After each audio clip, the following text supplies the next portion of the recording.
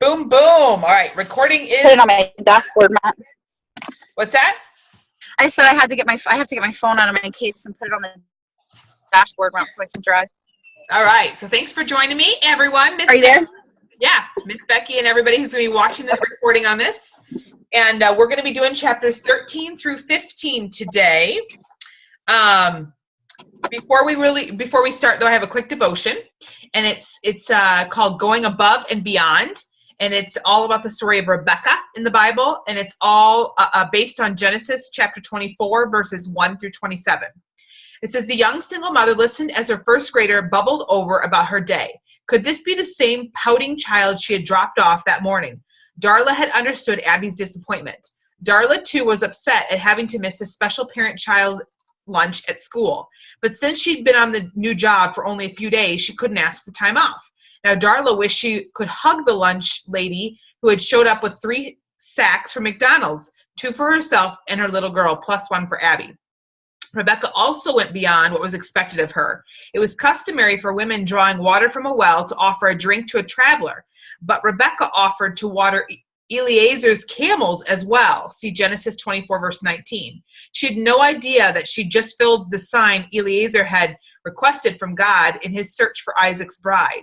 It was hard to draw enough water for 10 thirsty camels, but Rebecca welcomed the chance to serve someone in need.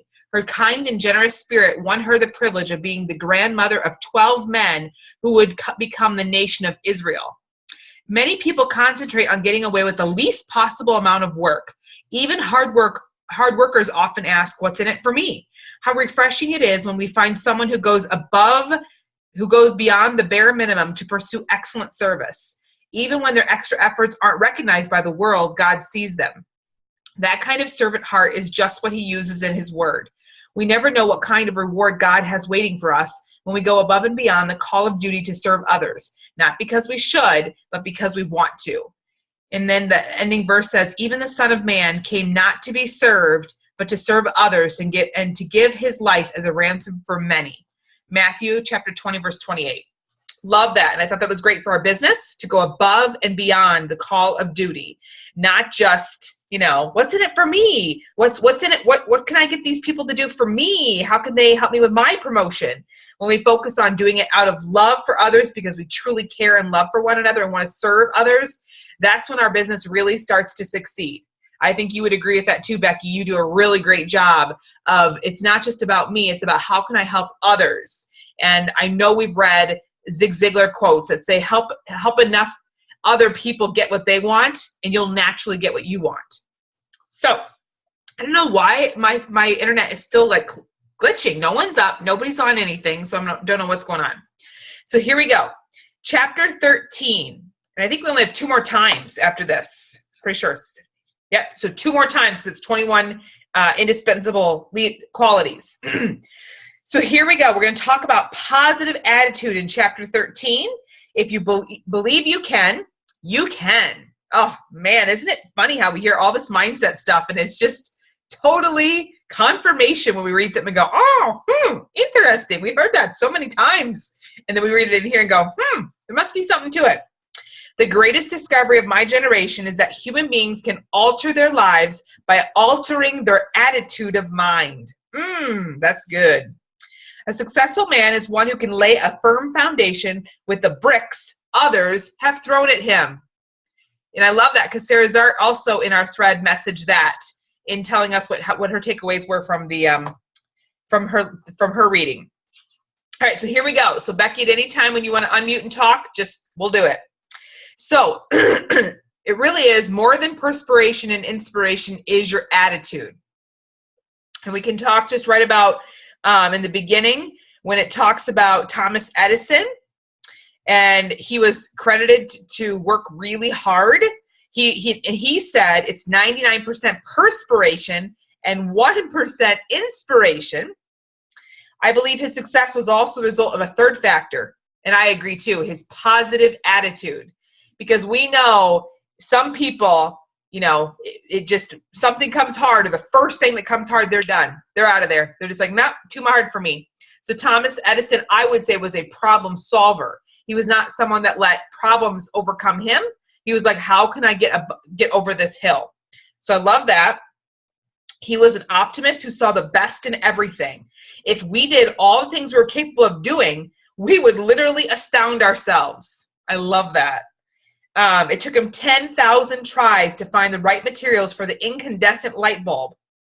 And he didn't see them as that many failures. With each attempt, he gained information about what didn't work, bringing him closer to a solution. He never doubted that he would find a good one.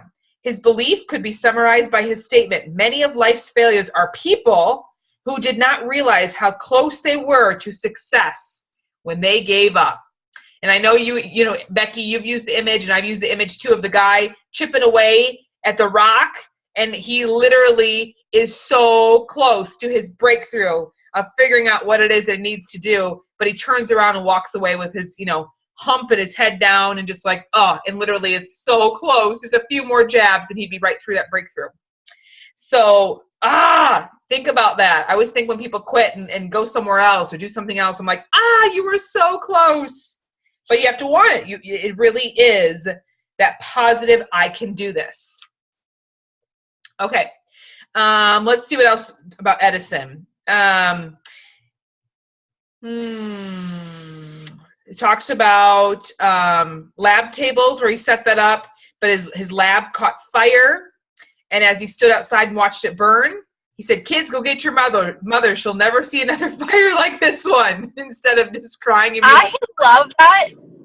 I love that part because it was like, oh my gosh, like me and Braylee have been through a house fire. So it was like, I don't ever remember feeling that way. I remember thinking like all of my life was going up in smoke. So it was kind of like a metaphor, And so when I read that, and then there was a line, you know what? I'm long on ideas, but I'm short on time because we don't know when our time is up here on earth. So why don't you make the best of it and give it your best effort, put forth your best effort while you're here, because you don't know, you may not be here tomorrow. And I love how people give up so easily, not just in this business, but maybe just in network marketing business. Like you were saying, like when things start to get rough, why would you quit? Because you don't know how close you were to actually,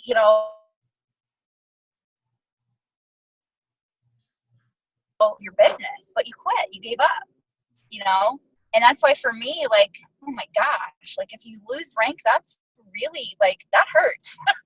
But what's even better is it's more fulfilling when you actually earn that rank back because you know how hard you have to work to get it back. And it just kind of relights that fire. But it is really all, it's, what was it? It was 99% inspiration. Because you really have to, you can have a positive attitude and you can have, all the right things to say, but if you don't really like put in the hard work and you don't do, have the blood, sweat, and tears put into it, you're not going to be successful, Oh yeah, that is good stuff. Totally. Okay, so then it goes on to say, I love that when you quoted that. I'm long on ideas but short on time. Man, we should all be thinking about that. See, we're still so very much stuck by the system. You know what I mean? Like, I gotta work my whatever. I gotta stay in my little corner. I gotta do this. I gotta do that. And we really have to sit back and go, we really don't. Like, we can do lots of different things, and our world is our oyster in many, many ways. And so when you look at life like that, I'm long on ideas but short on time. Man, how exciting it is to every day to get up. Okay, so if Edison hadn't been such a positive person, he would have never achieved success, such as it being an inventor. It says, if you look at the lives of the people in any profession who achieved lasting success, you will find that they almost always possess a positive outlook on life. If you desire to be an effective leader, having a positive attitude is essential. It not only determines your level of contentment as a person, but it also has an impact on how others interact with you.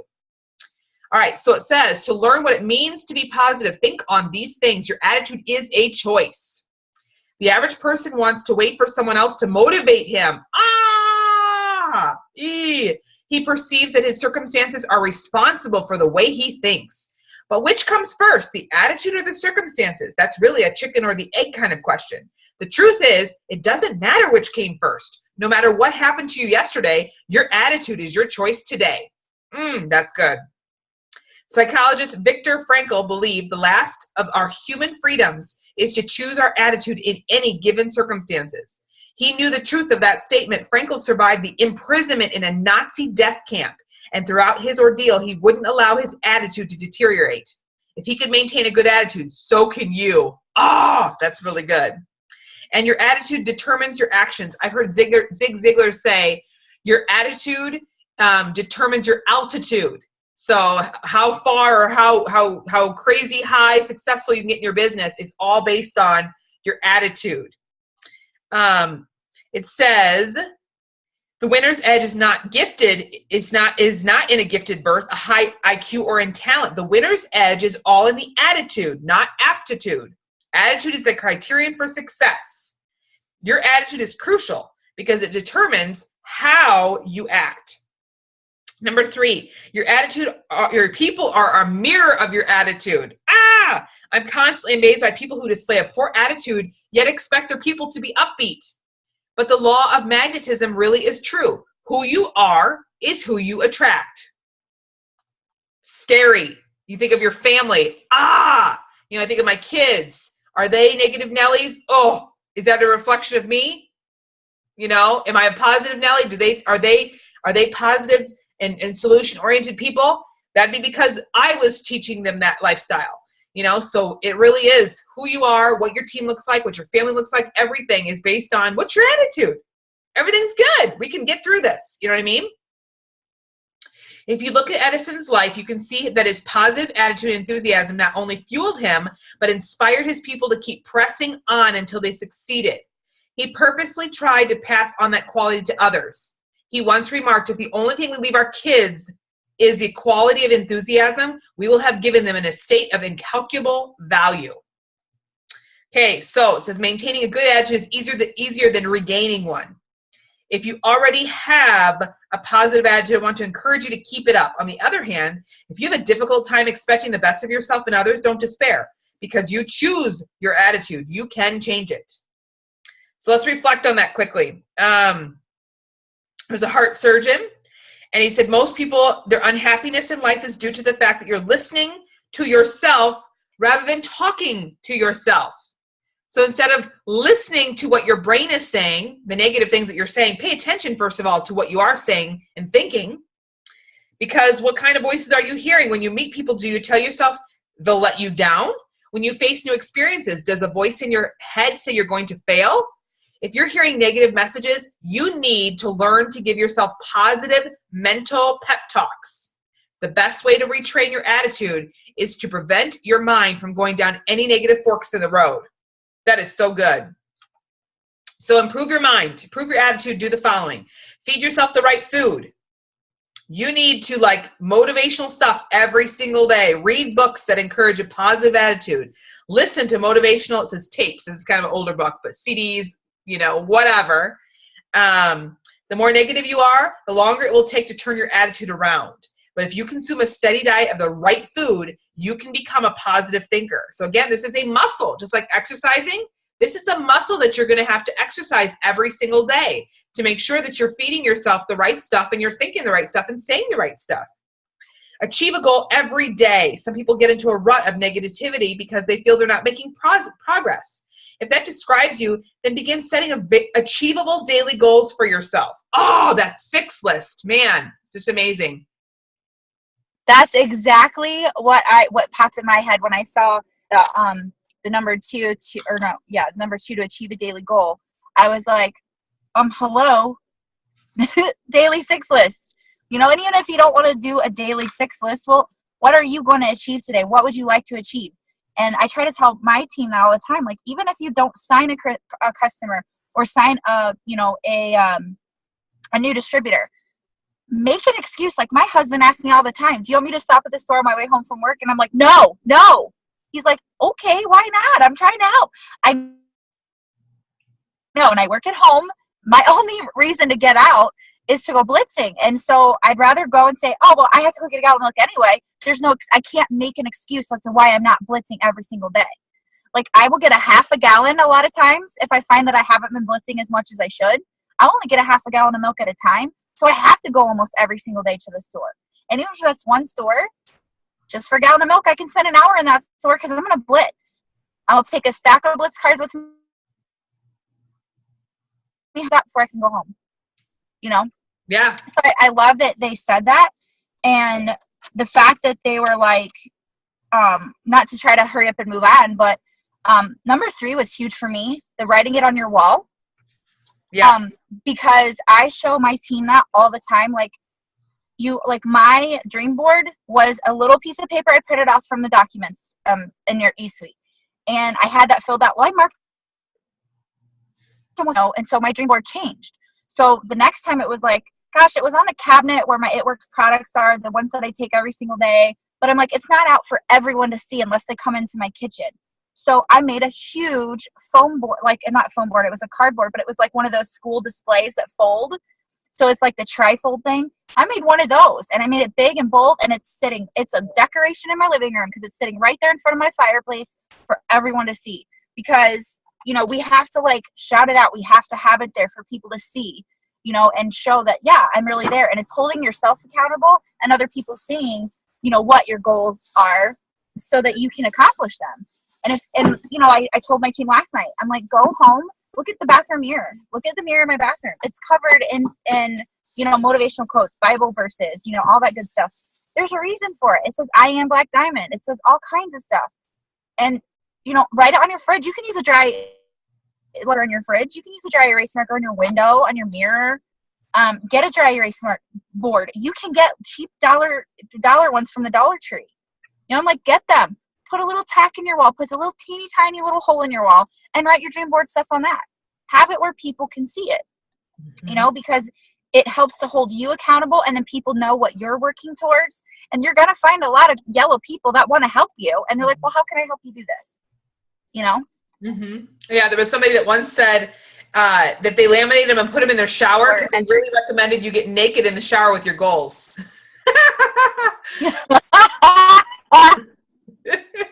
So you can even laminate your goals and hang it from your shower head every day you see it and shower with them. Sing a song with it. I'm gonna become Black Diamond, and you know, whatever. I love it. This is great conversation. Man, this is good. Okay, so the takeaway from chapter 13, it says, when you look at a professional athlete, you see great talent, but the mind is what elevates the best to the highest level.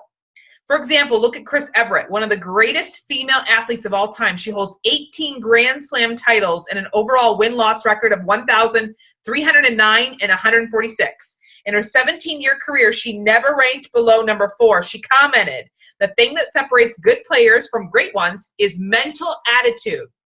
It might only make a difference of 2 or 3 points in an entire match, but how you play those key points often makes a difference between winning and losing. If the mind is strong, you can do almost anything you want. If your mind conditioned to win, the key points ahead of you. So good. So good. Right into chapter 14, problem solving. You can't let problems be a problem. You can't let your problems be a problem. You can measure a leader by the problems he tackles. He always looks for ones his own size. Oh, that's good. The measure of success is not whether you have a tough problem to deal with, but whether it is the same problem you had last year. Wow, was that an aha moment for me? I sat there and went, okay, am I still dealing with the same problem I had last year? That was a real awakening for me. Like if you're still struggling with family or spouse, or you're still fighting with your children about the same things, or your business is still, you're still complaining about the same things. It is so true. Like, okay, all right. So I was all about reading and diving into this book. Go ahead, Becky, you're going to say something. Yeah, I was just going to say, you know, when I read that part, for me, it just reminded me of like, you know, images I've seen on Tumblr and other leaders posting, and I've posted in the past myself, where it talks about if you want things to change it. Like so many people, I think, get in the rut, and I've been guilty of this in the past myself, where, you know, things may not be how you want it, you know, and it's been that way in my marriage recently, you know, like things may not be where I want them to be, but if I don't do something about it, if I don't take massive action, if I don't be like take intentional action to try to change that, nothing's ever going to change. You know, you have to actually, you know, take that. What can I do to improve it? And I mean, it's not just for business. I mean, that can be in life. That can be with friendships, with your family, you know, whatever. And that just really hit home for me because, you know, that was a situation that arose for me this past week, you know, like, okay, I want things to change, but I actually have to do something about it, you know? Oh, that's so good. I love it. Okay. So then we're going to get right into this founder of Walmart, Sam Walton. He's been called many things: enemy of small town America, destroyer of Main Street merchants. So just think of all people say about him. You know, we talk about how we might have people around us that are saying certain things about us because of what we're pursuing, right? Sam Walton, the founder of Walmart, has, you know, some negative views on him, that he was, you know, that smaller stores have gone out of business during the time of Walmart's growth. But some people have tried to turn it into this big controversy, sort of a save the small town merchants deal, like they were whales or whooping cranes or something. The truth is that Walton was a small town Main Street merchant of the type he is criticized for displacing. The only difference is that he was an excellent leader who was able to solve problems and change rather than go out of business. Oh, this is just such a good chapter. He was looking at things going, all right, all these other ones are starting to fail and close. What can I do? And where can I get the upper hand in this economy when the small ones are starting to change? So he rose up out of that and said, all right, I'm willing to not think small, start thinking bigger. So it talks about how he was recognized for leadership things when he was younger, and then he opened up a Walton's 5 and dime variety store, and it did well because of his hustle, but he also had foresight in making the store self-service, which was a new concept at that time. He worked hard and continued to expand. By 1960, he had 15 stores. He also at that time had some competitors. Herb Gibson brought discount stores into Northwest Arkansas. They competed directly with Walton's variety stores. And he said, well, we really have only two choices, said Walton: stay in the variety store business and be hit hard by the discounting wave, or open a discount store. So he ran it all over the country studying the concept. And then he opened up Walmart #1 on July 2nd, 1962, right down the road from Bentonville. And right at that time, guys, Kmart opened up, Target opened up, and Woolco. And that led to the next problem. Walton realized that he needed to improve the store's planning and distribution. He and his people solved the problem by creating central distribution centers. Man, and there was just one opening up in Mankato back where we lived before I came here. There's another distribution center being opened up for Walmart. That, along with computerization, allowed them to order in bulk, keep track of each store's needs, and distribute to them quickly and efficiently. And when the outlay for new equipment and buildings for the new distribution centers created a heavy debt load, it was merely another problem to be solved. Walton did it by taking the company public in 1970. When he died, he operated more than 1,700 stores in 42 states and Mexico. He was a small town variety store owner, had become America's #1 retailer. And since his death, the company has continued strongly. Its leadership still solving problems as they rise and keeping Walmart and other retail chains, Sam's Club, moving forward. So funny, because there's always that hue of, like, I don't want to really go to Walmart if I don't have to, because of all the crazies that are at the Walmarts. It's funny that you say that, because I was thinking the same thing. But in the same sense, what a genius he was, because he at the store, and to make it at affordable prices where everyone could afford it. You know, and that's what the country needed at that time, and that's still what we need. I mean, look at how, I mean, I don't know the specifics on it, but look at how from him opening up a store like that, how all of a sudden Dollar General, Dollar Trees, deals, really, really cheap, affordable, you know, little stores like that where you could get things for like 99 cents or less, or $5 and below. Of making it affordable for everyone. And I was like, like, it just really hit home for me, because I thought, you know what? Like, I've looked at other health and wellness companies before I joined this one, and I've looked at them just curious, like, what their products are, if they have products that are similar. and their price points. And let me tell you, I feel like we're the Walmart of the health and wellness business because we have something for everyone and we can fit opportunity to, just like Walmart does with, you know, they have their employees. I mean, how many people have they helped? You know what I mean? And I feel like that's kind of like the same concept here. I mean, I know we're not quite as big as Walmart, but I mean, just to think that how that can relate to our business and how we have products that can help serve everyone's needs of some sort, and it fits their price point that they can afford. Like I look at other like shake mixes, like that compares to our Profit 3 times what ours. 3 times. I don't want to spend $180 on a bag of shake mix, you know.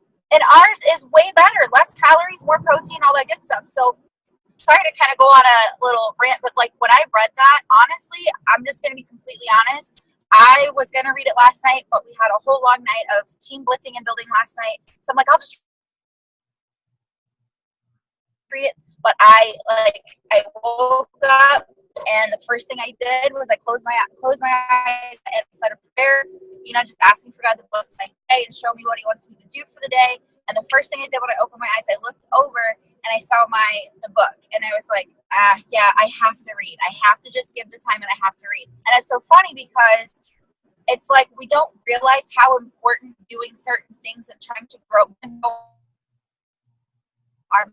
our faith is so important, because God will show us exactly what we need to hear and see. And I read exactly what I needed to hear and see from everything that's gone on in my life for the last week, you know, and just things that have built up. And it was like, I needed to hear this because it was just affirmation for me, especially hearing the Walmart story with Sam Walton. Like, that's our business.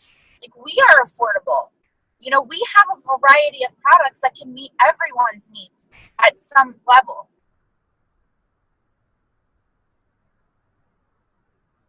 And home for me this morning, I was like, I'm so glad that I just, you know, started off my day with prayer and just asked God to lead me where he wants me to go. And it was like, okay, girl, open up that leadership book. Let's go. Let's get your reading done because you need this. So. Yeah, it's so true. It's so very, very, very, very true. To ask the Lord every day, what should I do now? And there was even that Joseph Peck thing that we did with Kim a while back ago. She had us all doing that with him. And he said, you should say, like, set your little alarm on your phone for every hour. And then, you know, what would you like me to do, Lord, in this hour? You know, just to have him truly guide you all day long, you know, and take that time to pray and thank him. And then what is it that you'd like me to do in this hour? So I love that. This is such a good Zoom. All right. So then, okay. So it says Sam always rose to the challenge. He said that's one of the things that separates winners from whiners. You know, how often do we hear our team or whatever whining about things? And so we have to call that out as leaders to say, you know what, I think you're whining. You know, are we winning here? Or are you whining? I mean, everybody has their moments where they need to vent, right? We all have our moments. And usually I say, all right, let's give a few minutes for that. But then now let's talk about what we can do to win in this situation and not to whine about it. So I love that. And then it says, no matter what field a leader is in, he will face problems. They are inevitable for 3 reasons. We live in a world of growing complexity and diversity. We interact with people. And 3rd, we cannot control all the situations we face. So you must have 5 problem-solving abilities to qualities. So a leader should anticipate problems.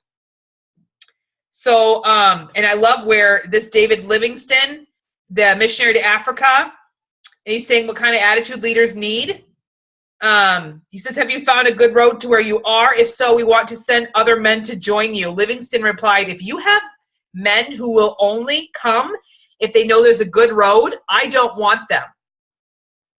I want men who will come even if there is no road at all.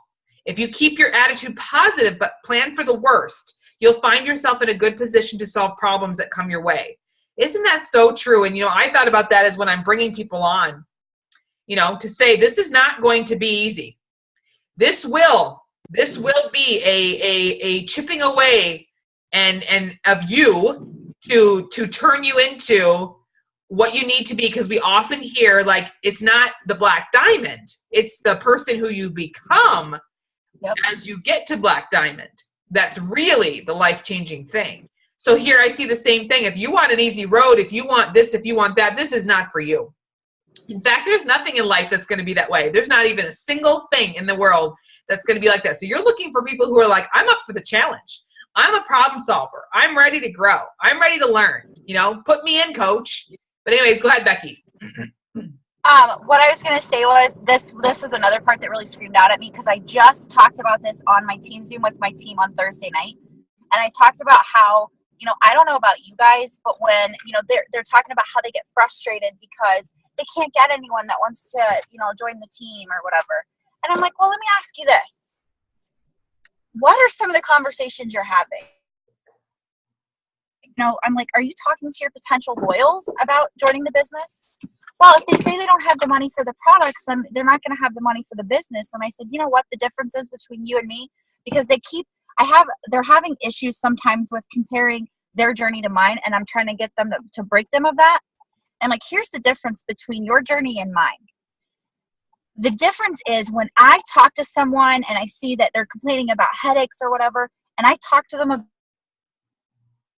them a sample, and they said, well, you can send me a sample, but I don't have the money to buy it. I can't afford $35 a month. And I said, you know what that tells me? Automatically, it flips a switch for me to talk to them about the business opportunity. And there's a reason for that, because you know what? If they don't have the money, I'm going to show them how they can pre-sell, get those wraps sold to collect the money so they can join. Because you know what that's going to do? That not only shows me how hard they're willing to work just to join, but if they're willing to sell those to be able to join, and they're going to do the work, all the legwork to get that accomplished, imagine what they're going to do with their business. Those are the people that say they can't afford it. Those are the people I want on my team, because I know they're going to be runners. And if someone complains and says, I can't get these 4 apps sold, I don't know what to do. Well, then you know what? I wait for them to come back to me. I'll still talk to them once in a while, but you know what? They don't have that drive and that passion, the same vision that one of the people that I want on my team. But if they are willing to do whatever and say, I know how to do this, but you just tell me and I'll do whatever you tell me to help me get these wraps sold. The people that do that, I know they're going to be runners, and those are people you want in your organization. You know? I agree 100%. You can see it from the beginning. You know, I brought people onto this business and they weren't willing to move. And I was like, probably a bad choice. Probably a bad choice in letting them. I should have just said, just be a loyal customer. You know what I mean? Mm-hmm. Just be a loyal customer. And it's okay to say, you know what? You know, have that crucial conversation with them and say, would you just rather just use the products? You know what I mean? And then maybe down the road, you know, because you do have to have those conversations with people, because people truly think, I'm going to join this business and it's all going to come to me and I'm going to be all of a sudden a Ruby and I'm going to have no idea how that happened. And so I'm trying to teach them that, you know, what are we going to do today? What are you willing to put aside? Can you work an hour, 2 hours to your business today? And this is the things that we need to have to do, you know, that we need to do to get you to Ruby. And, you know, 1 out of my 3 distributors last month is willing to do that. So I'm thankful. I have one that's willing to do that and understands the what you need to do, the connectors of, okay, I got to do work. I got to be focused and have an intention to get where I need to go. So I think that's really good. Okay, what else? They anticipate problems. So then that's pretty self-explanatory. Oh yeah, we talked about that. Number 2, they accept the truth. Okay. No leader can simultaneously have his head in the sand and navigate his people through troubled waters. Effective leaders face up to the reality of a situation. Okay, 3, they see the big picture. They don't get bogged down in the details of every day, that they lose sight of what's important. Mm-hmm. You know, the author Montepert said, the majority see the obstacles, the few see the objectives. History records the successes of the latter, while oblivion is the reward of the former. Okay, so you just really need to see the objectives. Few see the objectives. What are you going to do about it? You know what I mean? You're not going to sit there in that. What are you going to do to rise up out of that? They handle one thing at a time. Number 4, they never try to solve all the problems at once. This was a very good one for me, because I'm like, okay, sometimes I'm trying to like solve too much at all at one time, or I feel so bogged down that I'm like, oh, I don't even know where to begin. I just wish they would go all the way, and I just want to get on my knees and pray and Lord, fix it. You know what I mean? Make them line up for you one by one. So each of your problems. And he says most people get into trouble when they are overwhelmed by the sheer size or volume of their troubles, and they dabble at problem solving. If you're faced with lots of problems, make sure you really solve the one you're working on before you move on to the next one. I thought that was really, really good. Number 5, they don't give up a major goal when they're down. So that's a huge one. They don't give up a major goal when they're down. I love when the NFL fullback Bob Christian says, "I never decide whether it's time to retire during training camp." He knows not to give up when he's in the valley. I've been taught that too, and I try to really reiterate that you never make a big decision when things are down. Never. You would rather make a big decision when things are going well, not when things are not going well. Lots of praying during that time and still putting one foot in front of the other. So reflect on it. Every problem introduces you to yourself. Here we go. It's all about me again. It shows you how you think and what you're made of. Do you tackle your problems willingly? The ability to solve problems effectively comes from experience facing and overcoming obstacles. Each time you solve another problem, you get a little better at the process. But if you never try, fail, and try again, you'll never be good at it. So that's really something too. And that's just humbleness. Like to say, oh, tried that and like it didn't work, team. I'm so sorry. Let's try something else. We just have to be not afraid to be humble, to say, you know what, we're working at it. We're trying. We're not, I'm sorry if things don't quite go the way that we thought it might. Mm-hmm. Okay, so bringing it home, look for trouble. So look for it. Look for ways to fix. Develop the method, time, exposure, assistance, creativity. It. Implement the best solution. Surround yourself with problem solvers. And then you can't become a champion, as the takeaway. As a puncher, he said, I'll make it as a boxer. He learned and he became one of the most skillful boxers ever to become champion. Never allow others to put obstacles in the pathway to your dreams. That was good. Last chapter, let's go quickly here. We're already so much, it's hard to get through because it's so, fast anyways, because it's so good. Last one is relationship. Well, I can't. Go ahead. I was just going to say, from the last chapter, there was 3 things that really stuck out to me. Mm-hmm. If we just want to kind of summarize the last chapter, mm-hmm. The TEACH acronym, I flipping love that. The time, exposure, assistance, creativity, and hit it. Because that's exactly what we need to be teaching our teams. That's exactly what we need to be. Those are attributes to do 3 things with people. And that's understand people, help people, and love people. And then, of course, because thanks to you and John, I'm a huge fan of John Maxwell. So I love that they even threw in that quote from John Maxwell that says, people don't care how much you know until they know how much you care. Because I've found that to be so true. I don't care if it's somebody that's not even a customer of mine yet, but the seeds that you plant, when you work on building those relationships with those people, it's so important in this business. When you take the time to build those relationships, they don't care what you're working towards. They don't care that I'm going for diamond. They don't care that I'm going for a $10,000 bonus. They don't care that I'm trying to help my team promote. They don't care that I have, braces to pay for, for my kid or whatever. They don't care. That's not their problem. But if I show they're not BSing them, you know what I mean? If they see that I truly am a person that cares about other people and I truly do want to help other people, they're going to see that eventually, but only if I continue to work on building that relationship. It's not just, and it's totally reiterated this for me, that you can't just send a person a message. If they say no once, you quit. You can't give up, because they literally say that, what is it, the 7th or 8th contact before somebody will actually jump? Yesterday from the vendor event thing. It takes 7 or 8 contacts just to get someone to say yes to either hosting a party, becoming a loyal, or joining the team. And so you have to stay consistent. And people are not going to, they're going to follow you. But the thing that I always try to explain to my team to help them understand it on a different level is that you can't just talk to people about the business once or twice and think that they're going to want to have the vision that you do. Because you can't teach it, it has to be caught. You can't, teach the vision, it has to be caught. And the thing that I love about it is that, as you're going through, and the longer you've been in business, the more people you're messaging out to. People, honestly, you have a lot of people that are following you that you don't realize are watching your every move, because people love negativity. That's why the media is so hardcore on just, promoting the negative stuff. That being broadcast on TV or whatever, that's why people are attracted to it so much, because they give you negative violence and crime and hatred and the bad politics and stuff. And then they just sprinkle a little bit of good stuff at you once in a while, just to keep you on your toes, just to keep you coming back for more, because people are more attracted to that negativity, the negative press.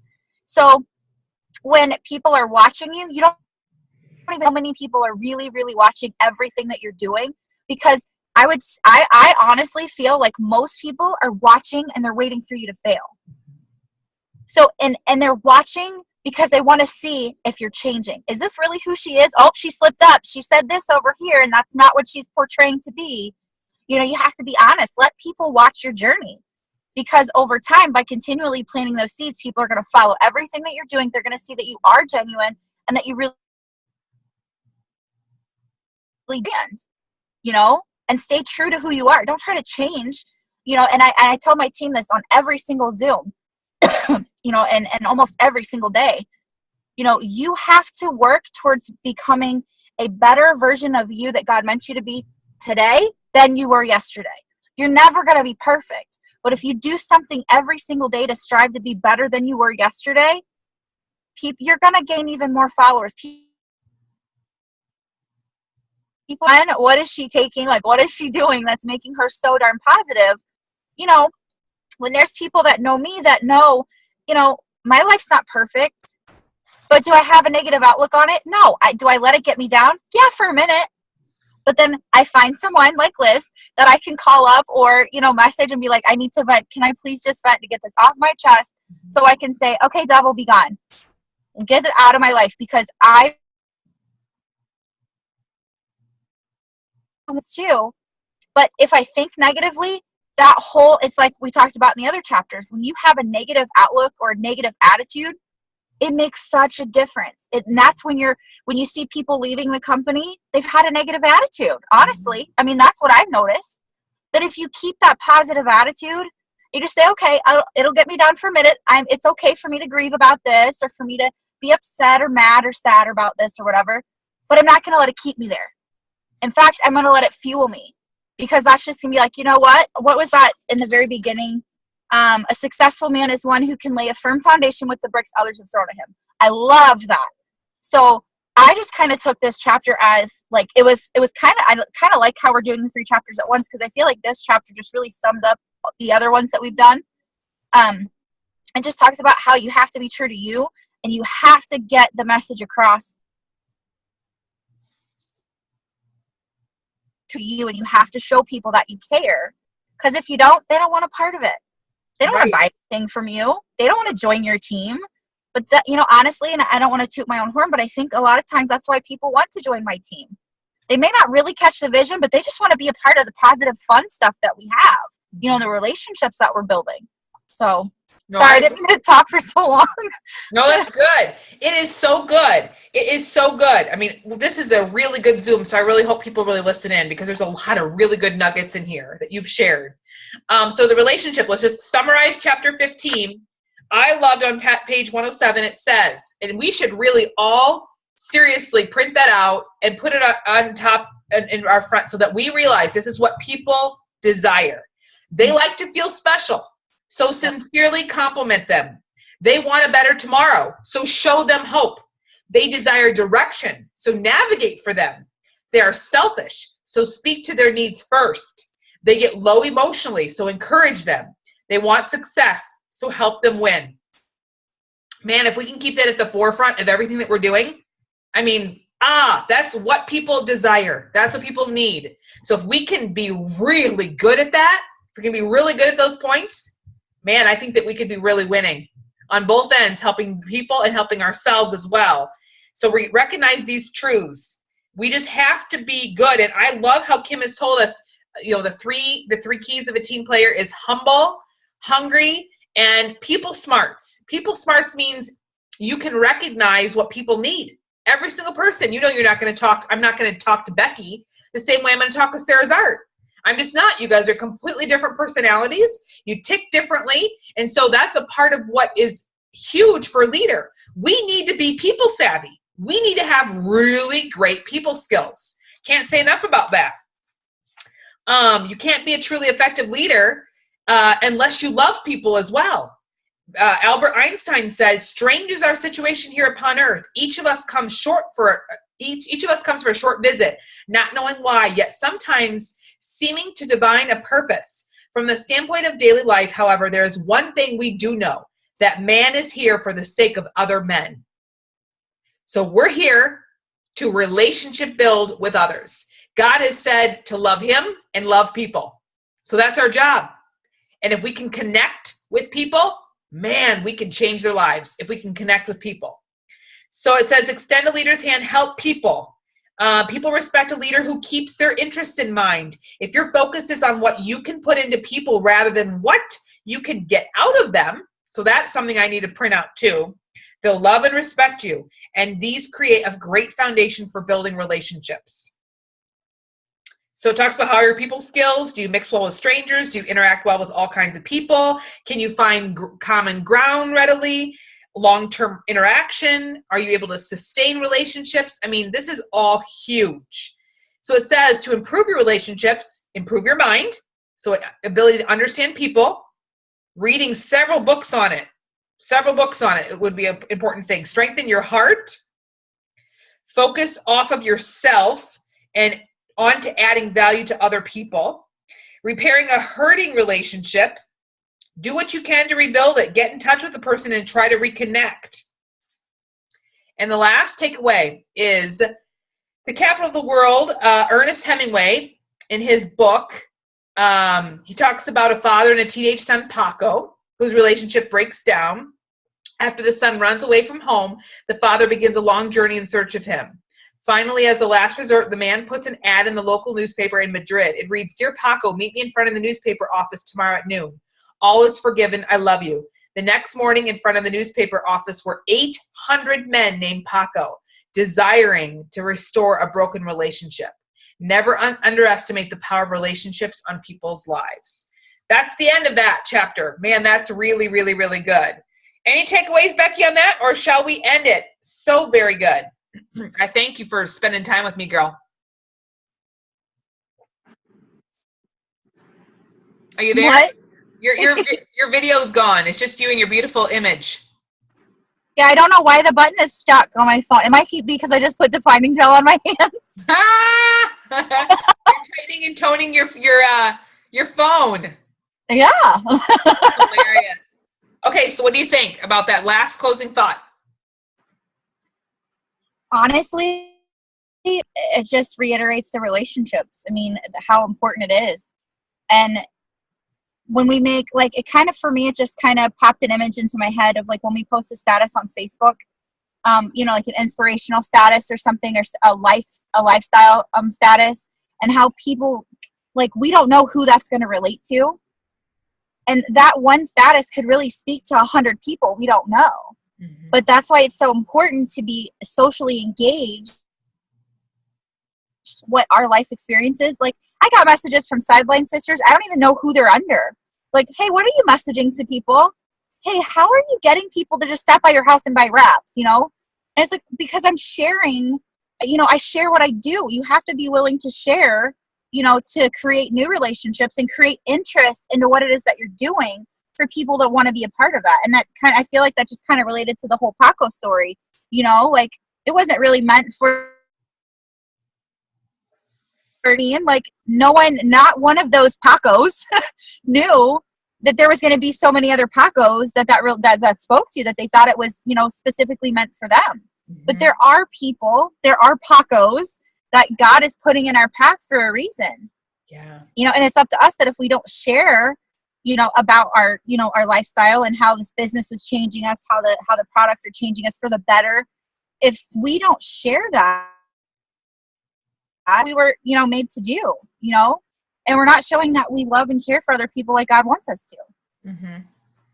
I love it. All right. Thank you so much for all the good, awesome sauce you really contributed, Becky. I really enjoyed it. It was really fun. So have a really awesomely blessed day. I'm getting to work myself. We're getting ready to go to 3 tournament games for Amelia. So you better believe that I'm going to be decked out with some Blitz cards because I'm going to be in front of a whole lot of new people. So pray for that because I'm going to definitely be sharing the business there too. And what is up for you today, Becky? What are you planning on doing for your business? So I'm getting ready because I'm sitting in the parking lot at the dance studio. Braylee's in dance class. So I'm getting ready to take in some greens and a wrap to the receptionist who messaged me and said, hey, when you come in this morning, can you bring me some greens and a wrap? I want to buy a couple of wraps from you. So I'm going to try to talk her into picking her auto ship back up because she's a loyal. You know, you can pay $25 for one or $50 for two, or you can, for $9 more, you can get a whole box of 4. And you don't have to use them for just your tummy. So I'm going to talk with her. And then I brought on a new distributor, Tony, last night. And so we actually have his launch party tonight at 5 o'clock. Awesome. So I'm going over to their house about 3 o'clock so we can go ahead and get the eSuite training done and out of the way. I can show him how to sign up loyal customers and distributors so that he's ready to go. And he's actually, I told him, I said, you know, if you're nervous, just be yourself. His wife has been a loyal customer of mine for 2 months now. I told him, I said, if you don't mind, I'm going to call you out. And I want you to kind of tell your experience with the greens choose. And he does not like the taste of the cleanse, but he loves what it's done for him. So I said, just be honest with people and tell them. Yeah. So I'm going to do that. And then I'd be doing a sip and sample Sunday. So I've got like 4 ladies that are going to come over and do facials with me. And I'm going to talk to them about the business. One of them is a current loyal customer, and she's been talking about wanting to join the business.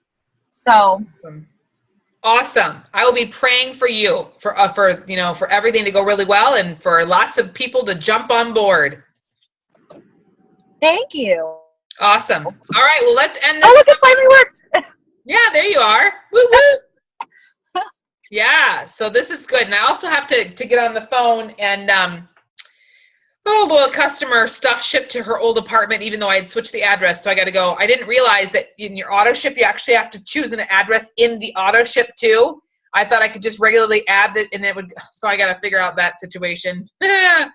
So as soon as I get off, but it's all good. I'm a problem solver. I will not be overcome by this. Hey, when you get a minute, I know you're busy today, so I will be praying for your efforts today, and I'll be praying for Amelia. But if you have a second today, if you wouldn't mind maybe sending me a suggestion, maybe you can answer it now. It's up to you. I have a loyal customer who initially joined. She's been considering joining the business, but it's like 180 BV auto ship. And last month and again this month, her credit card declined, and I can't get her to respond. I've tried. I'm sure it's probably just a little mix up with you got a new card, maybe your card expired, or you got a new one with a chip on it or something. I just wanted to make sure that I have your updated information to make sure to get your products to you. And she reads them, and I can't get her to respond. Well, that's good what you're saying. I mean, you're doing, you didn't hound her and say, oh, it must be that you have insufficient funds. So you totally went about it the correct way. So I would just be like, did you get this message? ? Or are you getting this message ? I just want to make sure that you know. I would just keep giving that little poking. That's what I would do until she finally responds. Obviously, if she doesn't respond, there's nothing you can do. Right.